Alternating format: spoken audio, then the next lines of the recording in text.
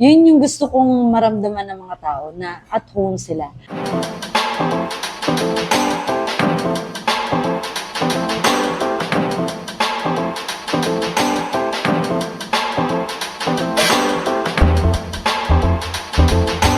Nanubabo Kabalen, welcome to Where in Pampanga. Yes, for today's vlog, another discovery. Bagong restaurant dito sa May Angeles City. Ang pinuntahan natin. Actually, it's more like a secret restaurant dito po sa Angeles City. But now, it's discovered. Yes. And napaganda po ng experience namin dito. Guys, if you wanna know more about Kasa Tres Dine Wine Restaurant, samahan niyo po kami. So tara, let's go!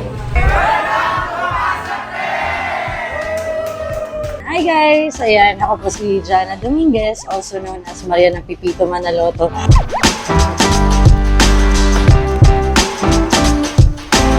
Gusto natin i-ano yung family restaurant din talaga siya. Kung mapapansin niyo sa serving natin, big serving talaga tayo. With the price, lahat kayang i-afford. Yung intimate dining talaga. Even yung VIP natin, we have a VIP room. Wala talaga siyang CCTV. You can do whatever you want. You can drink, you can chat with your friends. And you without any hesitation, walang limit. Lahat ng tao po pwede at welcome dito sa Kasa Tres.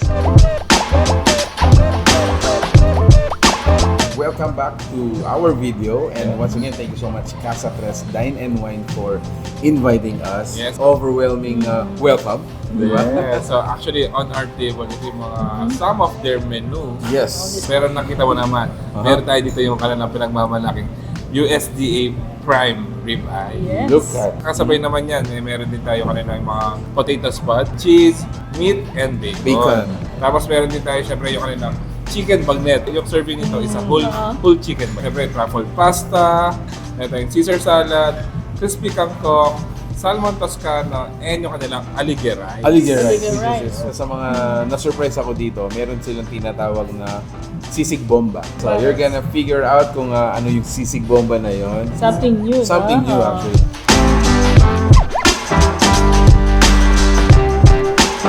Sa food naman, they will expect personal favorites din ng family natin. And bawat food may istorya, bawat inumin may istorya. Yun yung gusto kong i-share na kwento sa inyo. Hindi ko siya ma-share lang via social media and all. You have to be here para marinig mo mismo sa sarili mo. And at the same time, may mga food kami na ginawang twist. Yung hindi kinaugalian. Ang isa sa mga mapagmamalaki ko, we don't use MSG. We don't use artificial pampalasa. So, yung sa amin talaga, food from the home talaga. We also have, which is Filipino Western ang food natin, and then mix din ng Kapampangan. And at the same time, we have coffee and cocktails and wine. So speaking of drinks, yung mga drinks available dito. So syempre, meron din tayo dyan yung kanilang Nabi Coffee for Isa. Wow! Actually, to give you an idea, this drink is dedicated for the daughter. Yes. Who is Isa? Isa. So, Okay. Peachy Punch, Greenberry Lime, and yung kanilang Ferrero Mocha. Okay. Now for the mga alcohol. And so meron tayo ditong sangria. This one is sapin. And yung kanilang Negro. Negro. For their dessert naman, meron din tayo dito yung kanilang Wicked Oreos. What's the next thing to do? Tikman na natin ito. Tikman na natin. So ito yung tinatawag nilang sisig bomba. So para siyang panipuri na parang yung palaman niya sisig. So syempre, titikman na natin yan. Bakit nila tinawag na sisig bomba? Very nice. Medyo mahang lang siya. Pero hindi pa rin yung pagka-Filipino niya. Yung sisig na sisig talaga.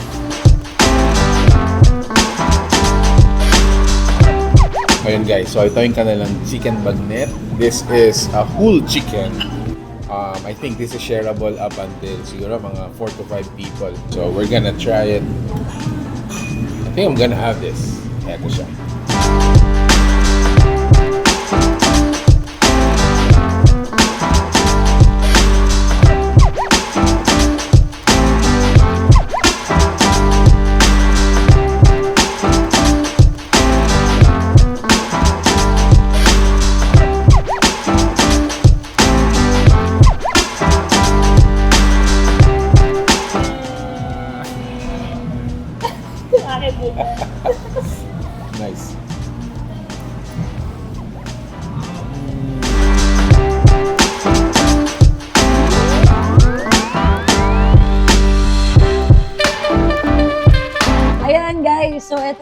Kasa Tres nandito na. At inaantay na lang namin kayo na bisitahin kami. And you are all welcome to visit Kasa Tres Dine Wine. We also have coffee. We're open at 11 hanggang 2 a.m. yan. Yes, pero night shift po ako. So, ano pang inaantay ninyo? At kain na po tayo, kape tayo, at inuman tayo. Ingat kayo palagi. God bless and keep safe.